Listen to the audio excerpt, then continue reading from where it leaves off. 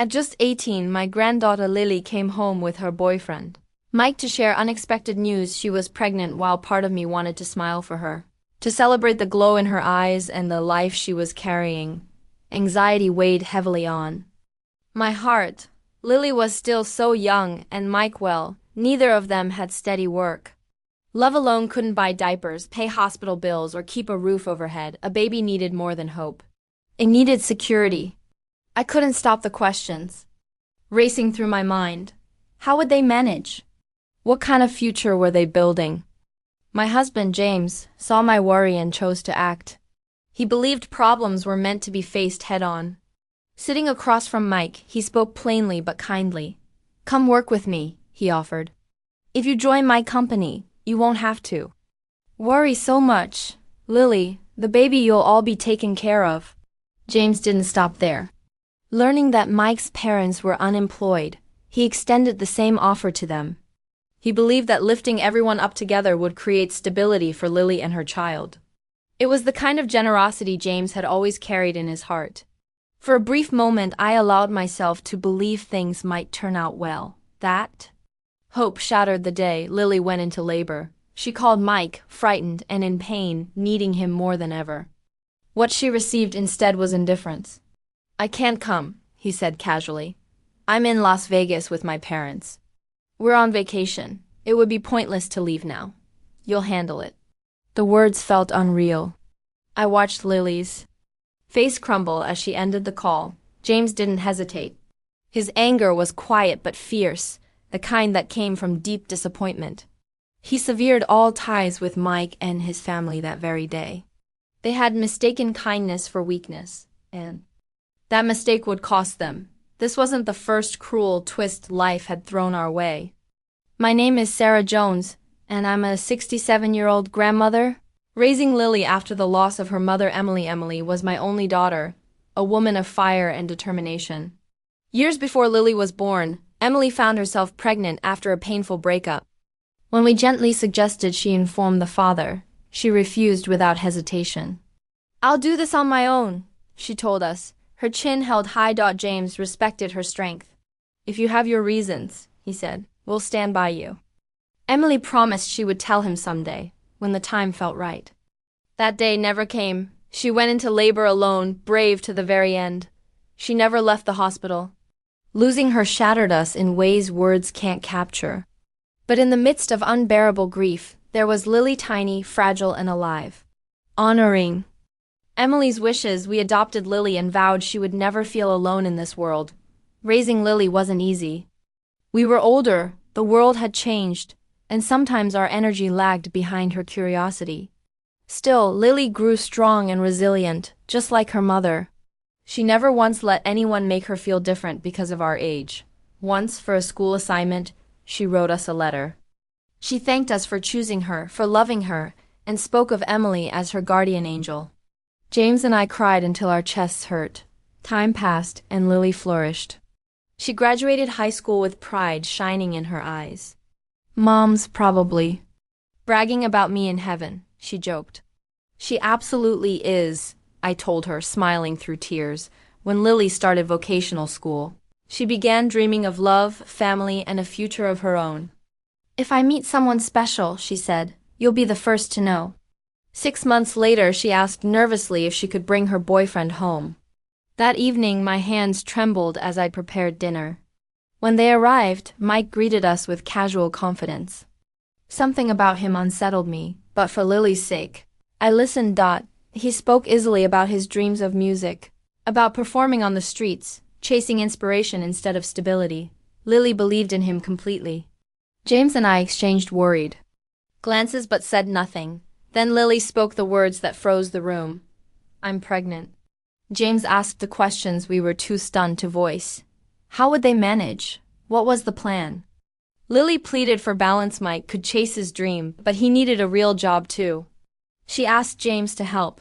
Mike barely reacted, his interest drifting elsewhere. Still, James gave him a chance, even agreeing to hire Mike's parents as well. It wasn't trust, it was fear. Fear born from losing Emily and never wanting Lily to face hardship alone. That night, James confessed the truth. "If we keep them close, we can protect Lily," he said. I agreed, though unease gnawed at me. The following week, they all started working. Conversations about living arrangements quickly turned tense. Lily wanted independence. Mike wanted convenience. Eventually, I suggested they live apart until the baby arrived, giving them time to save. Lily looked relieved. Mike barely cared. James handed Mike a company credit card, explaining its purpose. Mike's excitement over the card unsettled me, but I pushed the feeling aside. That evening, Mike rushed off again. Lily asked why he couldn't spend more time with her. He laughed it off, brushing aside her feelings like they were nothing, his dismissive tone stinging. Lily's voice quivered. No, normally wouldn't.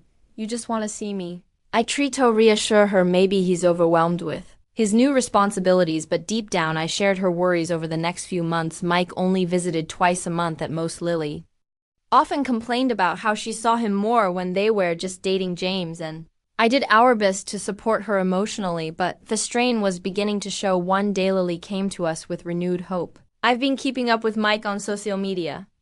She said it seems like his music is starting to take off. He's getting more attention, so maybe this will all pay off. I need to support him more now, especially since he's still working too. I admired her optimism, though my concerns remained. By the time Lily reached her 8th month of pregnancy, her belly was large and she was eagerly preparing for the baby. One morning over breakfast, Lily suddenly gasped. I think me water just broke, she said her facially. With fear, the entire family sprang into action. Quick, we need to call the hospital, James shouted. Lily, don't move too much, I said, holding her hand as we rushed to the hospital. I sat beside Lily in the car, rubbing her back and whispering words of comfort. It's going to be okay, we're almost there. Lily nodded, her voice trembling. The doctor said the baby was in a breech position last time.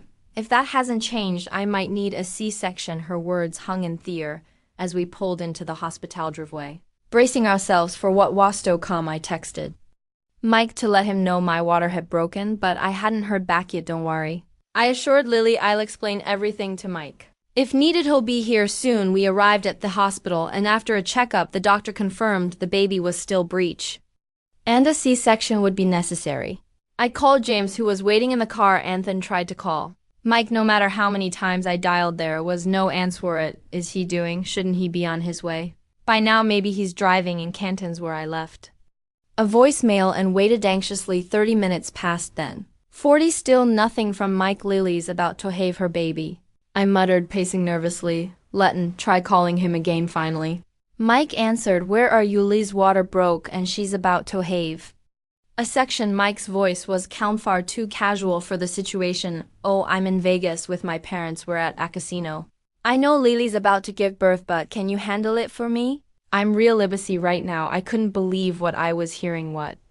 You need to get on a plane and come back immediately. Your child is about to be born. He sighed, irritated. Look, I didn't even want to kite in the first place. I'm finally getting somewhere with my music. I had a great street performance last night. Got more tips than ever right now. I'm doing something nice for my parents, so there's no way I can leave. This is your child, Mike. You need to be here. He huffed dismissively. I don't need this right now. Just take care of it. Okay, the line went dead. He hung up. When I tried to call back, I realized he blocked my number. James, who'd been listening, wore a dark expression. What did he say? I shook my head in disbelief. Unbelievable. James stood, his jaw clenched. I've got some business to take care of. You stay with Lily. I'll be back soon. Without another word, he left the hospital. Minutes later, a nurse emerged with good news. Lily hastily delivered the baby. The little one will need to stay in the neonatal unit for a while, but everything went well. The baby was small, but perfect. I peered into the incubator at the tiny, fragile body. Overwhelmed with emotion, I took in the sight of those delicate hands and feet. For a moment, I forgot Mike's cruel behavior. When Lily was awake and ready, I ruminated with her. How's the baby? Cute, right? She asked, exhausted but smiling. He's very cute. She looks just like Yo-Yo. Did an amazing job, Lily. I'm so proud of you. Lily smiled, faded, replaced by concern. Where's Mike? Did he come? I hesitated. After everything she'd just been through, I didn't want to add to her pain. Is he off with his parents again? Couldn't he come? I sighed, realizing I couldn't hide the truth. He said he's in Vegas with his parents and he can't leave right now. Lily's face fell. She chuckled bitterly, but tears welled in her eyes. I kind of figured. I had a feeling he wouldn't be here for me or the baby. I even told him to stay close just in case, but deep down, I guess. I knew her voice broke as tears spilled over. He promised he'd be here, Irish to her side, hugging her tightly as she sobbed. It's okay, Lily, let it out, you're not alone. I'm here for you. Once Lily settled, I stepped out of the room. James had returned looking calmer than before. How's Lily and the baby? He asked if they are both okay. The baby's in the neonatal unit, but everything went well for a good to hear, James replied, his tone darkening. But Mike, I just can't believe what he did. I know, but don't worry, I'll deal with it. Handled it. What do you mean? I asked cautiously. James gave me a reassuring smile, though something glimmed in his eyes. I'll explain when we get home. Just trust me, he won't get away with abandoning Lily and the baby. Next morning, Lily sent us a photo of baby. She's getting stronger every day. I can't wait to bring her home. She's so precious, Lily, I replied. Not long after, Lily called us again, sounding amazed. Mike just called me. He's freaking out. His credit card stopped working and has been getting weird emails on his work phone. James and I exchanged knowing glances. What's going on? Lily asked, lawing. It's simple, James said. Mike's been cut off. He's fired and his corporate credit card has been deactivated. Lily gasped. Wait, what? He's fired? James nodded firmly. He crossed too many lines. I had to make a decision, Lily lied again, the relief clear in her voice. Oh my God, that explains why he sounded so panicked. We all chuckled, imagining Mike's shock over the following days. Things moved quickly. Lily filed for divorce, supported every step of the way. Mike called a few more times, but Lily ignored him. When he finally reached out to James, he was desperate. You can't just fire me. I have bills to pay. I'm trying to make it as a musician. James didn't waver. You abandoned your responsibilities as an employee, and as a father, actions have consequences. Mikithis. Conversation is over. Lily sighed with relief when we told her. I can't believe it's really happening. I'm free, Zua, I said, and now you can focus on what really matters, raising your baby and building a new life. Over the months, Lily grew stronger, her confidence shining. When the baby was finally ready to come home, we prepared everything, creating a cozy nursery and filling it with love. It's perfect, Lily said, holding her baby close. You're doing great, Lily told her. Thanks, Mom. I'm going to make measure. She knows how loved she is every single day. As I watched her rock her baby to sleep, I knew this was the start of a beautiful new chapter, one filled with strength, hope, and the unwavering love of family.